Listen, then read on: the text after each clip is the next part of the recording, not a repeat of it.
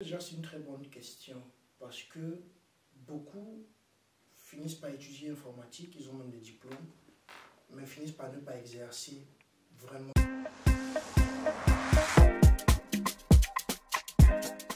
Salut à tous et bienvenue sur Dresside, émission spéciale, thématique spéciale. Aujourd'hui, nous parlons d'études en informatique avec Robert. Salut Robert. Salut Audrey.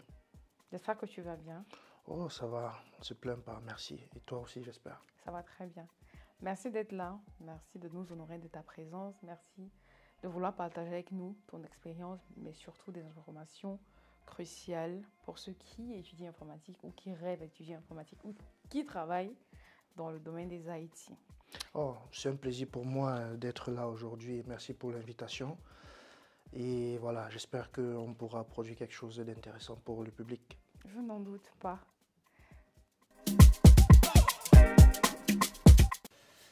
Ah, cette fameuse question. Moi, c'est Robert Kamga, jeune ingénieur informaticien, consultant en IT dans une entreprise de la place. Et voilà, père de famille, entrepreneur entre guillemets. Faire les études en informatique, je dirais, pour répondre à cette question, je dirais de manière générale, c'est quoi faire les études d'abord?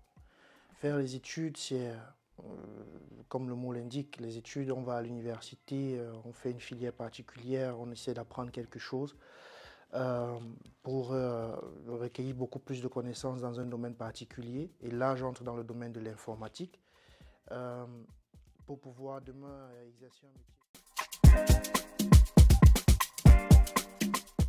Bon, les meilleurs conseils, je pourrais pas dire forcément parce que je ne suis pas classé comme, ou bien alors peut-être je ne le sais pas, je ne suis pas classé comme le programmeur par excellence. Je dirais juste que comment étudier la programmation. La même question peut se poser, comment étudier le français, comment étudier la mathématique. Déjà, moi je pense que tout commence par la passion. Lorsqu'on est passionné par quelque chose, l'apprentissage de la chose devient beaucoup plus facile. Donc, bien sûr, il y a du travail effectué. Moi, je pense que pour nous les Africains, qui arrivons en Europe étudier, pour certains, ils n'ont jamais vu la programmation de leur vie, ils ne savent même pas c'est quoi un langage de programmation quand ils sortent fraîchement de l'école. Et arriver ici, étudier la programmation, c'est tout un parcours du combattant. Maintenant, moi particulièrement, en ce qui me concerne, il faut travailler, exercer tous les jours jusqu'à ce que soit cette passion vienne, soit qu'on maîtrise la chose. Voilà ce que je pourrais dire à propos de ça. Je sais pas. Pour toi, quand tu as étudié, qu'est-ce que tu utilisais?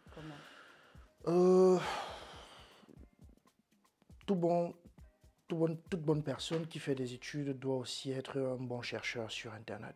Et l'avantage qu'on a en Europe, c'est que la connexion, elle est un peu de partout. Donc, moi, je parcourais beaucoup Internet à travers Google. Je tapais des mots-clés qui me menaient à certaines pages et je tombe sur une autre page, sur un document qu'il faut lire. Bien sûr, il y a des vidéos YouTube, certaines sont plus explicites que d'autres. Mais je pense que le plus difficile dans la programmation, c'est de pouvoir s'asseoir plus de 6 heures de temps devant la machine jusqu'à ce qu'on ait trouvé une solution. Donc moi, je suis arrivé au niveau où je ne voyais plus le temps passer lorsque je faisais un devoir de programmation. Je travaillais tous les jours et parfois même jusqu'à 3 heures. Et là, c'est pourquoi? C'est parce que je n'avais pas au début cette passion pour la programmation. Jusqu'à ce que je finisse par la voir. Et la passion vient lorsque de manière répétée, on cherche une solution à un problème particulier, on ne le trouve pas. Et le jour où on le trouve, on a envie de continuer encore et encore plus. Donc, comment étudier, comment travailler, c'est dépendant de tout un chacun. Ok.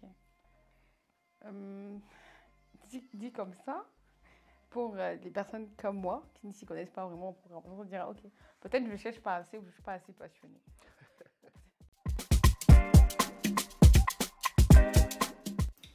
Je dirais déjà que c'est une très bonne question parce que beaucoup finissent par étudier informatique, ils ont même des diplômes, mais finissent par ne pas exercer vraiment dans le domaine même de l'informatique. Donc, ça aussi, c'est une question de temps. Et le temps, il est relatif.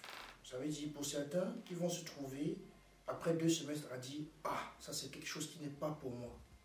D'autres vont aller jusqu'au 4e semestre parce qu'ils veulent forcer dans la chose. Et lorsqu'on est déjà arrivé si loin, où on est au 4e semestre, où il nous reste uniquement 1 an pour finir, on se dit, est-ce que ça vaut vraiment la peine de changer? Donc, moi, je pense que c'est aussi relatif. Mais pour moi, pour ma personne, après le 2e semestre, si vraiment ça ne donne pas avec l'informatique et entre guillemets la programmation, vraiment, il serait temps pour moi de dire, alors là, c'est pas quelque chose pour moi, j'essaie de regarder quelque chose d'autre. Bon, je vais aborder la question telle qu'elle est venue, ça veut dire de manière aussi vaste, parce que cette question n'est pas particulièrement dans le cadre de l'informatique, bien qu'on parle ici de l'informatique. Comment adapter ces études en fonction de la filière lorsqu'on sait qu'elle nous correspond à partir du 2e semestre? Oui. Donc, parce qu'à partir du 3e semestre, pour ceux qui ne savent pas, généralement, ici, il y a des matières au choix qu'il faut déjà commencer à prendre. Donc, moi, je dis, d'entrée de jeu, la licence, c'est un parcours d'études qui est encore très vaste. On touche à tout lors de la licence. Et ce n'est qu'au master qu'on commence à se spécialiser un peu dans certains domaines. Donc, lorsqu'on est en licence, au 2e semestre, on ne sait pas trop ce qui nous attend les semestres qui vont suivre. Et il y a tellement de possibilités, beaucoup de possibilités. Lorsque tu quittes, par exemple, de ton bac pour l'étude, tu as un rêve. Depuis que tu es petit, tu dis je vais devenir médecin, je vais devenir astronaute. Et c'est comme ça que ton choix de filière s'oriente aussi. Bien sûr, comme on a vu plus tôt, ce choix peut être, on peut se rendre compte au 2e semestre que ce choix n'est pas très ce qui nous convient. Mais lorsqu'on le sait, on va sur la même lancée et on se dit, puisque je veux devenir par exemple programmeur de robots dans le cadre de l'informatique, alors je dois commencer à chercher au 3e semestre s'il n'y a pas des filières, des matières au choix qui vont dans le cadre de la robotique. Et c'est comme ça qu'on devrait, donc on s'oriente en fonction de ce qu'on aimerait devenir demain plus tard. Et on regarde si dans les matières au choix, il y a une matière qui pourrait correspondre donc à ce qu'on aimerait, à ce à quoi on aspire demain.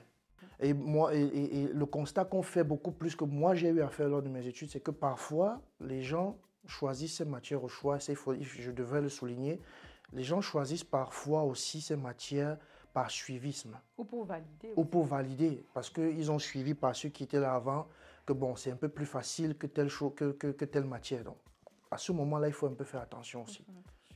On dit que l'année passée, on dit que le professeur n'était pas trop voilà. compliqué. Voilà. Du coup, on choisit sa matière et puis voilà quoi. Disons que le métier de développeur de logiciels est très répandu en Allemagne. Beaucoup trop même d'ailleurs, à mon avis. Ça, je préfère souligner ainsi. Bien sûr, dans l'informatique, aujourd'hui, il y a un thème qui ne se contourne plus dans l'informatique. C'est l'intelligence artificielle. Donc, ça, c'est l'un des domaines dans lequel beaucoup de personnes peuvent exceller. Donc, il y a le développement de logiciels, Softwareentwicklung, et il y a le AI, l'Artificial Intelligence. Voilà déjà les 2 plus grandes, à mon avis, les 2 plus grandes débouchés du secteur de l'informatique. Bien sûr, il y a des secteurs à côté, et ça, on découvre ça beaucoup aujourd'hui en Allemagne, tels que les matières qui sont un peu mélangées avec l'informatique, telles que Wirtschaftsinformatik, l'économie d'informatique, ou alors médecine informatique. Et ce sont ces matières-là aussi qui mènent à des débouchés demain où tu te retrouves en train de développer des logiciels, des appareils médicaux, par exemple. Et ça, ce sont tellement de débouchés qui aujourd'hui sont très porteurs en Allemagne. Et c'est pourquoi ce genre de filières, on les retrouve de plus en plus aussi.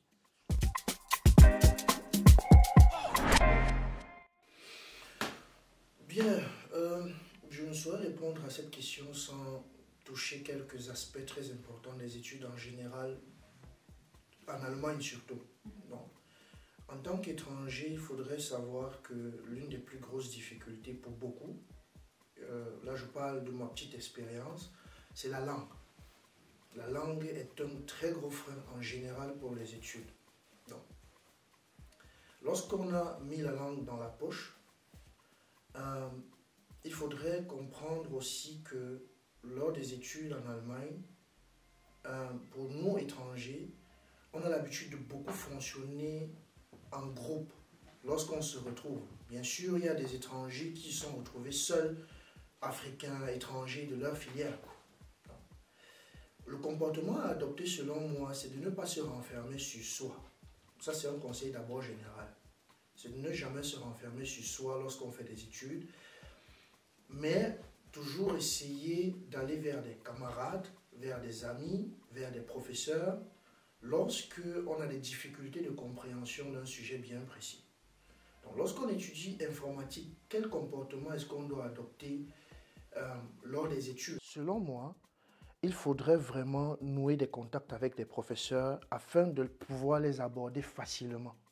Et là, lorsqu'on découvre qu'on a ces problèmes-là dans les études, je conseillerais ici d'aller plutôt dans ce qu'on appelle ici les Hochschulen ou bien les Fachhochschulen, je ne sais pas.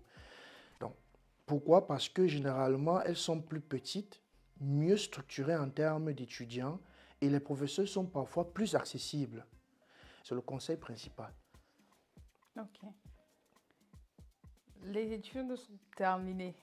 On prend le cas, hein, les études sont vraiment terminées. Ouais. Tout s'est plus ou moins bien passé. Ouais. On a quand même eu des notes qu'on souhaitait.